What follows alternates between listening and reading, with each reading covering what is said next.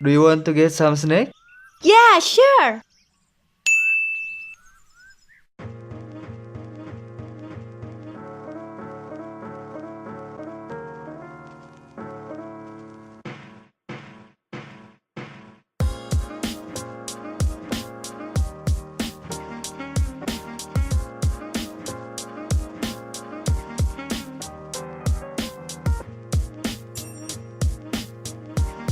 The weather is warm. It's nice to see people and enjoying it. Yeah, considering last night's tragedy. Oh my god! The mister, it was horrible. I can't believe a minister is that uneducated. So, you think you can be less uneducated than him? I mean, last night the bar was supposed to show us the minister's competence. What about you? Do you know the economic history of our country? Yeah, Indonesia is a major exporter of No, gold. we are not. Indonesia is a major exporter of silver. It's gold. It's silver. It's gold. It's silver. It's gold. Indonesia has played a modest role in the world economy since mid-20th century. The country is a major exporter of neither gold or silver, but of crude petroleum and natural gas. Indonesia is also one of the world's main suppliers of rubber, coffee, cocoa, and palm oil. It also produces a wide range of commodities such as sugar, tea, tobacco, copra, and spices, for example, cloves.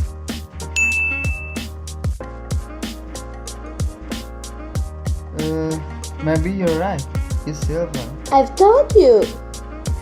It said how we never import high-tech stuff until 2005. Yeah. Let's get things straight. Although Indonesia has remained a major importer of manufactured goods, high technology, and technical skill since the early 1970s, not 2005. The country's economic base has shifted from the primary sector to secondary and tertiary industries, manufacturing, trade, and services. Manufacturing surpassed agriculture in terms of contribution to gross domestic product in the early 1990s and has continued to be the large single component of the country's economy. A significant portion of the national budget has continued to be allocated to agriculture. However, consequently, the country has remained self-sufficient in rice production since the mid-1980s. Things are just so messy, you know? I really wish Mr. Sukarno could come back to life. He's the best president ever. Yeah! Not exactly.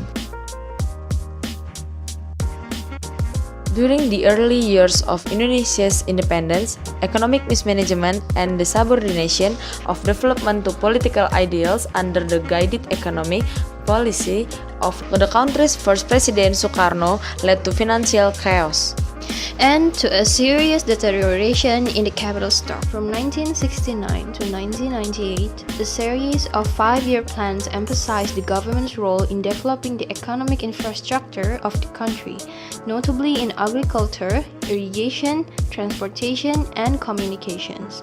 Thus, the government, together with foreign aid, has been a major force in propelling development in areas where private enterprise has not been immediately forthcoming. The state-owned oil company, Pertamina, was a product of this government initiative.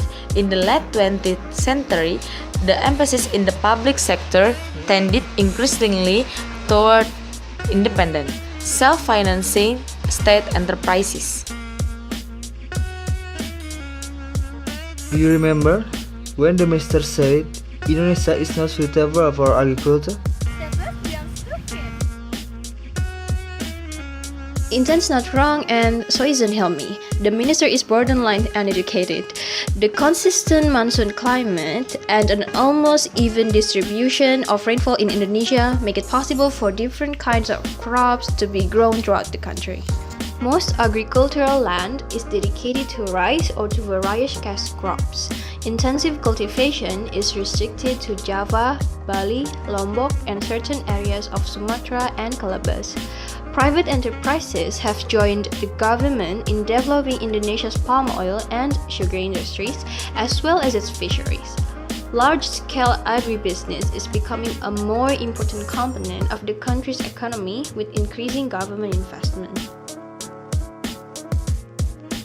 I need more of this, but I need to go in ATM first.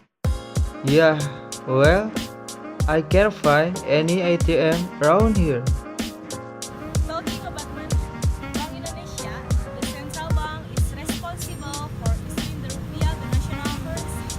Other major government-owned institutions include the State Savings Bank, banks specializing in rural and industrial development, and the large commercial bank with overseas branches.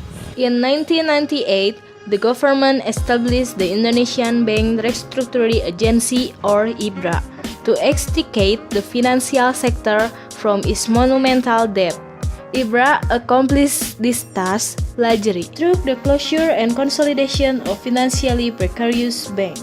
The remaining bank then prioritized household and small businesses in their lending, which stimulated growth in the domestic private sphere.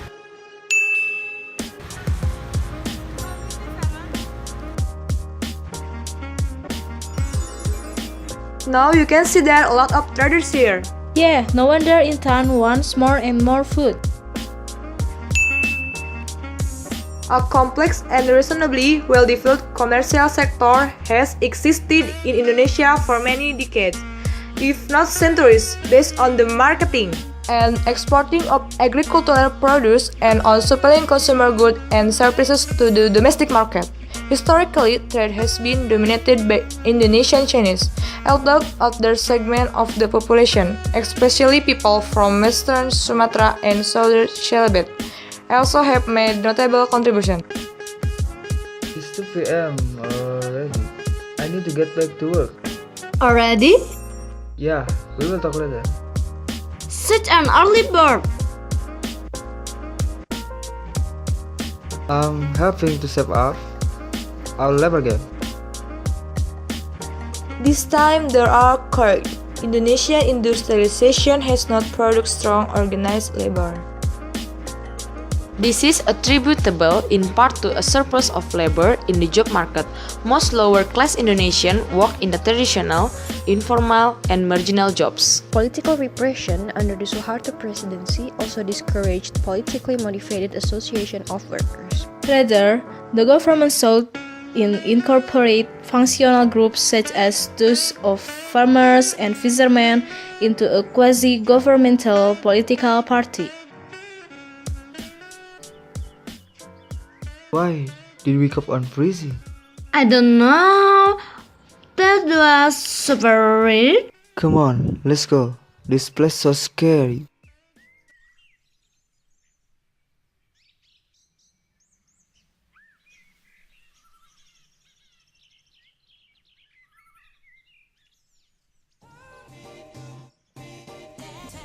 Thank you for watching. Hello, my name is Thessalonika and this is my student number. Hello, my name is Faza Nabilah, and this is my study number. Hello, my name is Ferren Nathanael and this is my student number. Hello, my name is Intan Permatasary and this is my student number. Hello, my name is Hilmi Hedisukmaji. This is my student number. Hello, my name is Tiffany, Herdiana, and this is my student number. Ih, jangan rekam dulu dong.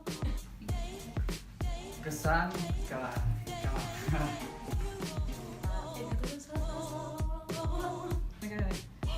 Bu Asri. Ini. Kesan. Bentar ih.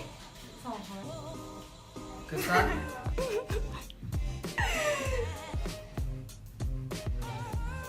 Kesan dan pesan selama mengikuti pembelajaran Ibu Asri. Alhamdulillah, saya merasa nyaman dengan pembelajaran Ibu. Selama 1 semester ke belakang, seru, belajarnya nggak boring. Cukup menyenangkan. Gimana ya? Pokoknya mah nggak bikin boring. Pertama seru ya, ibunya baik banget. Terus belajarnya tuh nggak bikin boring. Saya senang karena setiap pertemuan pasti ada cara untuk membuat kita tidak boring. Administrasi baik. Terus yang kedua, nggak pelit kasih nilai. Waktu itu pas bikin poster, saya tahu poster saya jelek banget, masih dikasih nilai 80. Makasih banget ya Miss. Terus Bu Asri juga apa sih namanya, murah senyum, jadi ramah gitu, jadi kegiatannya no pressure pas selama study-nya gitu. Dan hari Senin itu selalu ditunggu-tunggu karena dia salah satu pelajaran yang menyenangkan. Gimana ya? Pokoknya mah nggak bikin boring. Tiap pertemuan teh pasti we nggak ada yang bikin boring ya. Pokoknya mah menyerap ke otak teh. Dan tidak membosankan. Karena bahasa Inggris nggak bakal ada lagi, terutama ketemu Bu Asri kalau kita lulus. Jadi apa ya, semoga Bu Asri tetap seru ngajarnya sama kelas manapun, dan semoga Thank you Miss Asri. dan semoga sukses terus. Thank you Miss Sis. Semoga kedepannya Ibu sehat selalu.